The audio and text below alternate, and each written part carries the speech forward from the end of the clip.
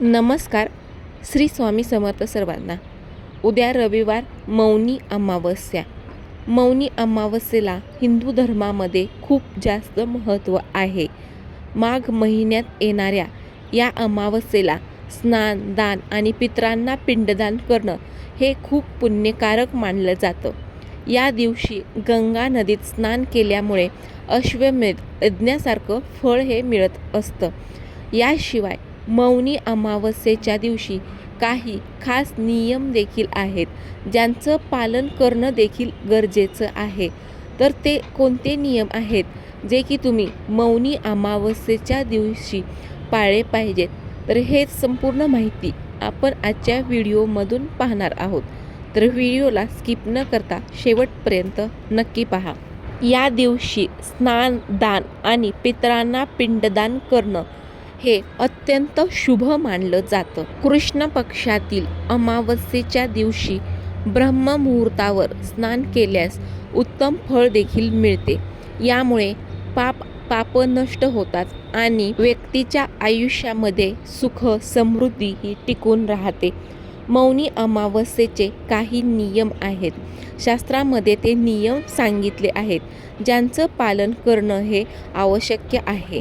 या दिवशी नकळतपणे जर तुम्ही काही गोष्टी केल्या तर पितर आहेत ते पितर नाराज होऊ शकतात आणि काही गोष्टी केल्याने मोक्षप्राप्ती होऊ शकते. त्यामुळे मौनी अमावस्येच्या दिवशी काय करावं आणि काय करू नये हे पाहूया. मौनी अमावस्या 18 जानेवारी रविवारी आहे. जर तुम्हाला जमत असेल तर या शुभ तिथीला तुम्ही ब्रह्ममुहूर्तावरती उठून सूर्योदयापूर्वी उठून मौन पाळून स्नान करावं. असं केल्यामुळे खूप शुभ फळ मिळेल. अमावस्येच्या दिवशी स्नान करताना विड्याचे पान डोक्यावर ठेवून ऐरी बैरी पैर तक बम महादेव मात पर हा मंत्र म्हणून स्नान करायचं आहे. या दिवशी ब्राह्मणांना जेवण देण्याला देखील तेवढंच महत्त्व आहे. जर तुम्हाला शक्य नसेल तर अन्न पाणी न घेता गरजू व्यक्तीला उडीद आणि तांदूळ तुम्ही दान करायचे आहेत. याशिवाय तुम्ही ब्लँकेट देखील दान करू शकता आणि गरम कपडे देखील दान करू शकता. अमावस्येच्या दिवशी अमावस्या ही तिथी पितरांना समर्पित मानली जाते. त्यामुळे संध्याकाळी दक्षिण दिशेला तुम्ही मोहरीच्या तेलाचा दिवा हा नक्की लावायचा आहे आणि या दिवशी तुम्ही घराच्या मुख्य दारावर देखील दिवा ठेवायचा आहे. मौनी अमावस्येच्या दिवशी गाय, कुत्रा, कावळा यासारख्या प्राण्यांसाठी अन्न पाण्याची व्यवस्था करायची आहे. यामुळे पितरांचा आशीर्वाद देखील मिळतो आणि आयुष्यामध्ये सुख समृद्धी देखील टिकून राहते.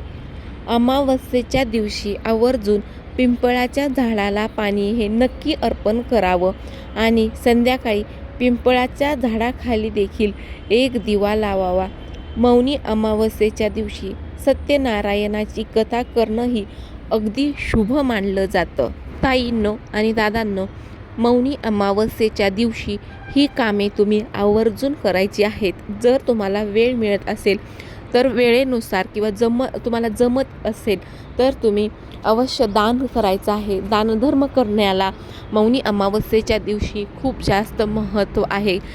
मौनी अमावस्येच्या दिवशी काय करू नये, कोणत्या गोष्टी टाळाव्यात, काय केलं नाही पाहिजे. सर्वप्रथम तर मौनी अमावस्येच्या दिवशी तुम्ही चुकूनही मांसाहार, मासे, लसूण, कांदा यासारखे तामसिक पदार्थ खाऊ नयेत. या दिवशी एक दिवस आधीपासूनच ब्रह्मचर्याचं पालन हे करायचं आहे. लक्षात ठेवा, मौनी अमावस्येच्या दिवशी चुकून देखील मांसाहार हा करायचा नाही. लसूण, कांदा देखील वर्ज्य आहे. त्यानंतर या दिवशी एक दिवस अगोदरच ब्रह्मचर्याचं पालन हे करायचं आहे. त्यानंतर मौनी अमावस्येच्या दिवशी राग, लोभ आणि ज्या काही नकारात्मक गोष्टी आहेत, जसं की नकारात्मक विचार, तर त्या नकारात्मक विचारांपासून दूर राहायचं आहे. असं न केल्यास व्रताचं पूर्ण फळ हे मिळत नाही आणि पितृ नाराज होऊ शकतात.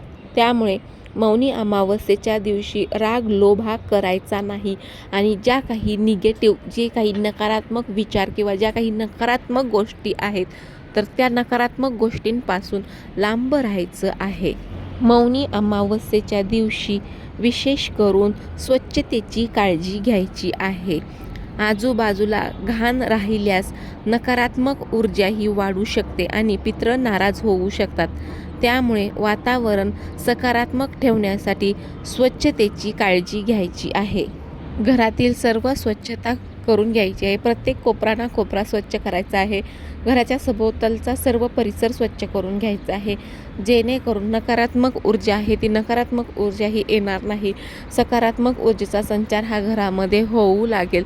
त्यामुळे ही स्वच्छतेची विशेष करून काळजी घ्यायची आहे. अमावस्येच्या दिवशी चुकूनही कुत्रा, गाय, कावळा यासारख्या प्राण्यांना त्रास हा देऊ नका. असं करणं हे शुभ मानलं जात नाही. त्याचे वाईट परिणाम देखील तुम्हाला भोगावे लागू शकतील. त्यामुळे तुम्ही उद्या मौनी अमावस्येच्या दिवशी गाय, कुत्रा, कावळा यासारख्या प्राण्यांना चुकून देखील त्रास हा द्यायचा नाही, कारण ते करणं हे अशुभ मानलं जातं. जर तुम्ही गाय, कावळा, कुत्रा यांना त्रास दिला तर त्याचे वाईट परिणाम देखील होऊ शकतात.